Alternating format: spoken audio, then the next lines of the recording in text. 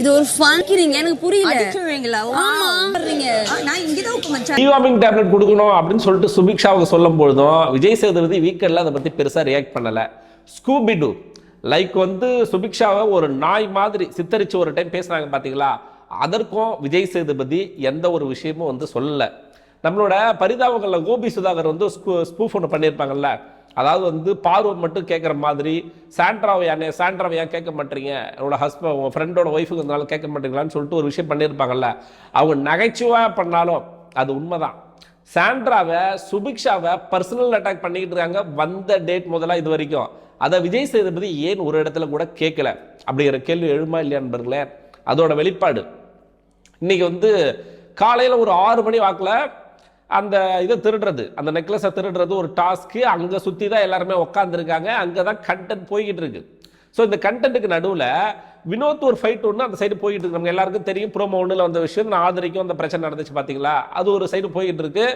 ஒரு சேர் மேட்ருங்க, சேர் போட்டது வேணா சாண்ட்ராவாக இருக்கலாம், ஆனால் அந்த சேரில் வந்து சுபிக்ஷா உட்காந்துருப்பாங்க, அவங்க இடத்த தள்ளி உட்காந்துருப்பாங்க.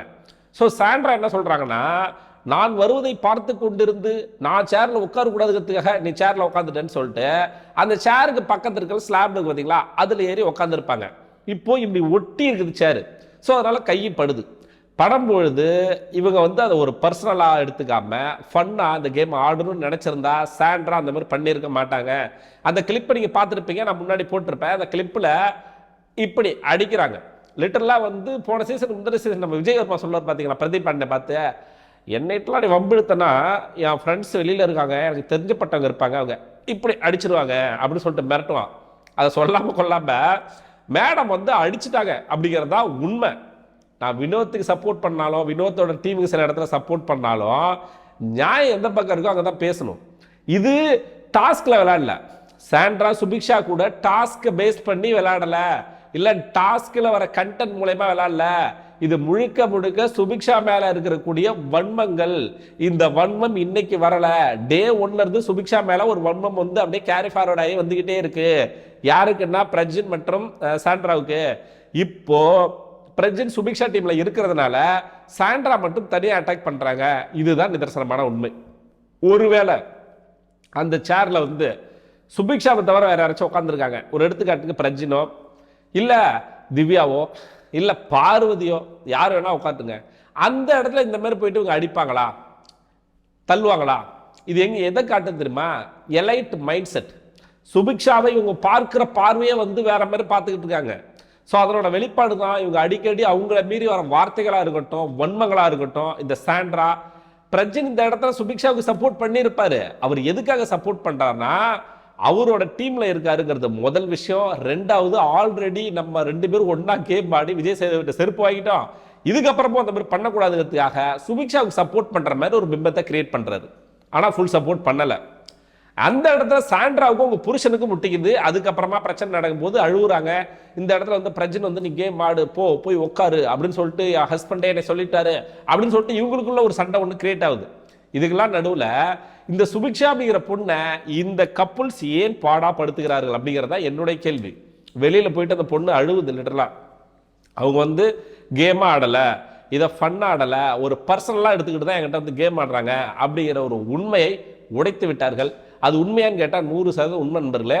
திரும்ப திரும்ப இவங்க வந்து இந்த விஷயத்தை ஏன் பண்றாங்க அப்படின்னு கேட்டீங்கன்னா, சுபிக்ஷா மேல ஆரம்பத்திலே ஒரு சின்ன ஒரு விமர்சனம் இவங்களுக்குள்ள லைட்டா முட்டிக்கிச்சு, அது இன்னும் தொடருது. நம்ம இந்த கேப்டன்சி டாஸ்க்ல இருந்தே பார்த்துட்டு இருக்கோம் சுபிக்ஷா மேல இவங்களுக்கு என்ன வன்மம் இருக்குன்னு சொல்லிட்டு.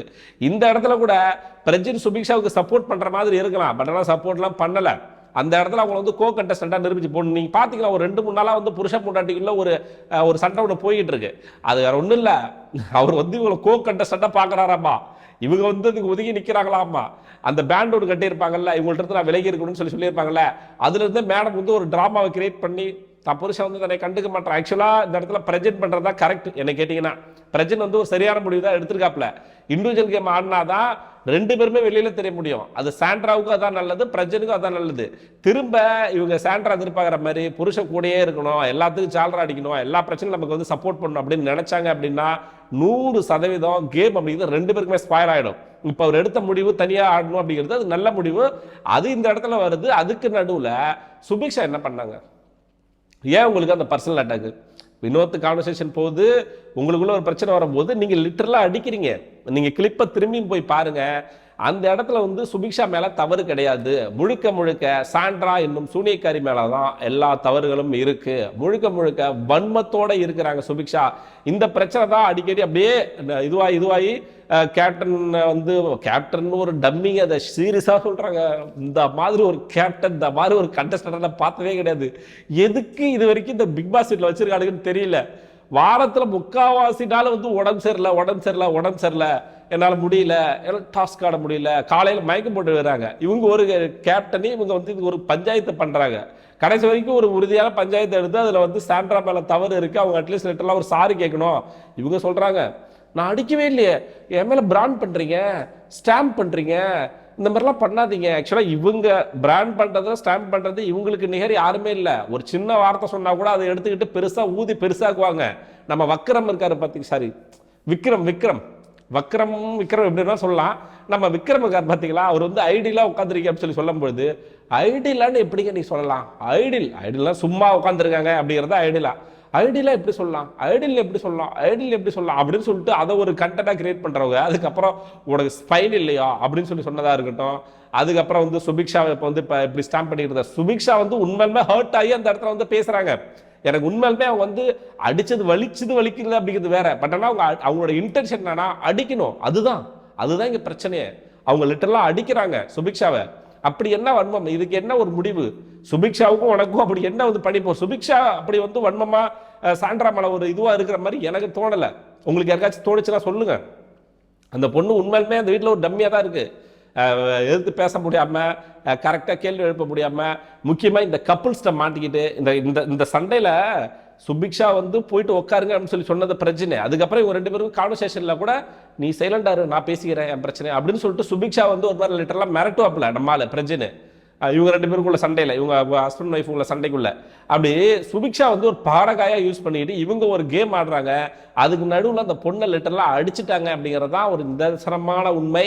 இதை வீக்கெண்டில் விஜய் சேதுபதி பார்த்து கண்டிப்பாரா இல்ல வழக்கம் போல சாண்ட்ரோ நீங்க தள்ளி போங்க, காரு நீங்க வாங்க, காரு நீங்க அப்படி பண்ணீங்க, காரு நீங்க அப்படி தப்பு பண்ணீங்க அப்படின்னு சொல்லிட்டு நம்ம பரிதாபங்கள்ல சொல்ற மாதிரி முழுக்க தன்னோட ஒய்ஃபோட தன்னோட ஃப்ரெண்டோட ஒய்ஃபுக்கு சொம்பு தூக்காமல் இதை வந்து அட்ரஸ் பண்ணணும். அவங்க என்னதான் அழுது ஒரு டிராமா கிரியேட் பண்ணாலும் அவங்களுக்குள்ள ஒரு எலைட் மைண்ட் செட் இருக்குங்க. நான் சாண்ட்ரா வந்து எப்படி தெரியுமா நினைக்கிறேன், அவங்க வந்து ஒரு மேற்போக்கா அப்படி அவங்க தன்னை வந்து ஒரு பெருசா இப்ப பிரஜன் கூட பேசும்போது என்ன சொல்றாரு கானாகத்தை, அந்த ஆளோட தராதரம் அவ்வளவுதான். நம்மளோட ஸ்டேட்டஸ் எங்க இருக்கு, நம்மள எங்க உட்காந்துருக்கோம், அந்த 3வது மாடி உச்சியில உட்காந்துருக்கோம், நம்ம அந்த ஆள் இங்க கீழே உட்காந்துருக்காரு, நமக்கு வேற அவர் வேற அப்படின்னு சொல்லிட்டு இவரு உருட்ட இவங்க ஒரு எலைட் மைண்ட் செட்டோட யாரை பாக்குறாங்க அப்படிங்கிறதான் மெயின்.